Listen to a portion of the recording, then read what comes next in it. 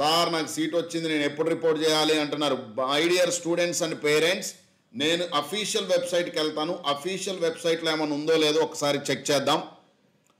Let me go to official website. నా image ఇంకా తీసేస్తానండి డియర్, కొంచెంసేపు క్లాస్ మీద ఫోకస్ పెట్టండి అందరూ. So when we go to official website, what they are saying, let us see that and then we'll come back the remaining thing. Let me open the screen.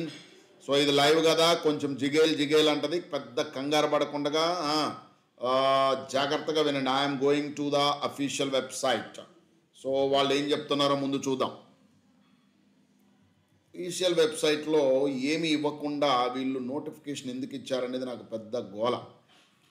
Right, I'm opening the official website. Here you can see dear college wise seat allotment. ఎవరికైనా seat allot అయిందో లేదో తెలుసుకోవాలి అంటే you people can click here.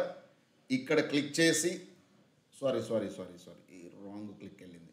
ఇదిగో college wise seat allotment click చేసి ఇక్కడ so all the allotment, ఇక నీకు బ్రాంచ్ వైజ్ ఎంత లిస్ట్ అంతా వస్తుంది. అసలు నీకు ఆల్రెడీ లాగిన్ అయి ఉంటే నీకు ఒక మెసేజ్ వచ్చి ఉంటుందిరా బాబు, ఆ మెసేజ్తో నీకు క్లారిటీ వచ్చి ఉండాలి. That is the first point. Second point is revised detail notification అంటున్నాడు. కొంచెం జాగ్రత్తగా చూద్దాం ఇదేంటో.